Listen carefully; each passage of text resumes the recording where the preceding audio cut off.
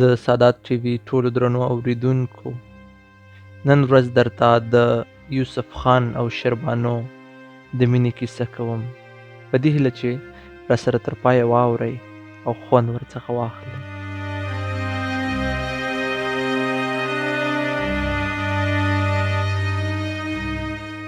د تورلنډۍ یوسف خان د محمود خان زوی دا څرګنده نه ده چې د ده څومره خویندې وې، خو ورور یې نه و. یوسف لا ځلموټی و چې پلار یې مړ شو. دوی ښې ځمکې درلودې چې تربورانو سره یې شریکې وې. د سیمې د نورو ځوانانو په شان دوی به هم ښکار ته د کړمار غر ته ختل چې ګڼ ځنګلونه یې درلودل. کړمار غر د پښتونخوا په صوابۍ کې دی.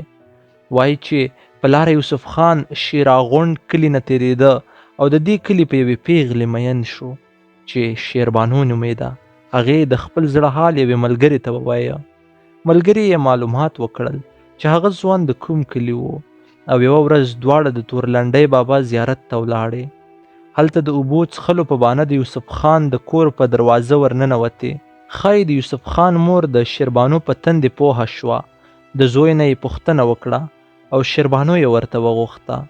په هغه ورځو کې د پښتونخوا نه به ډېر ځوانان د پیسو ګټلو لپاره هندوستان ته تلل.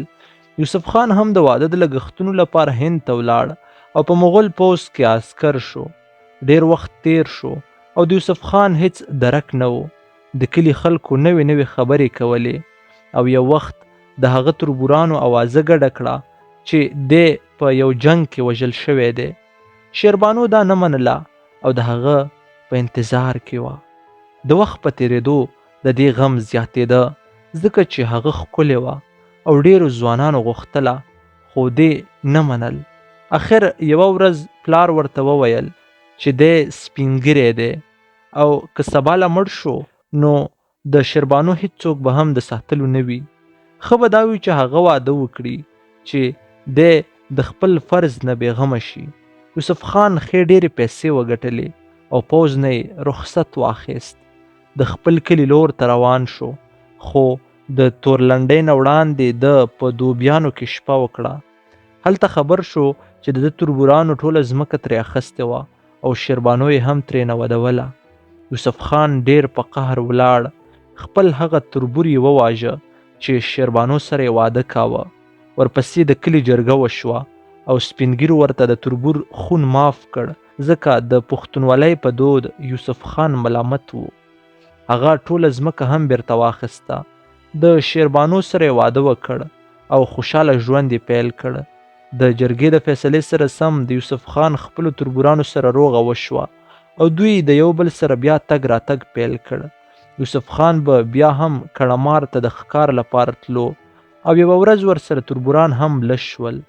دوی ټوله ورځ په غره کې تېره کړه خو ښکار یې ونه مونده او په مازدیګر کې یوسف خان په یو غشي ځنګلي وزه وویشته چې ترېنه په منډه شوه او اخر یوې ژورې کندې کې پرېوته. یوسف خان د ښکار د راویستلو لپاره د خپلې ملا څخه پړی وتاړه او بل سر یې تربورانو ته ورکړ.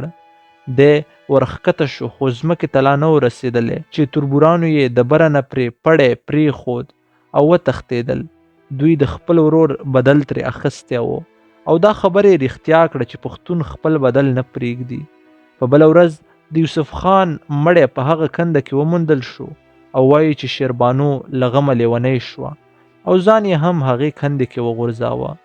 د یوسف خان قبر اوس هم د کړمار غره په سر جوړ دی چې خلک یې لیدو له ورځي. لیکواله صفیه حلیم.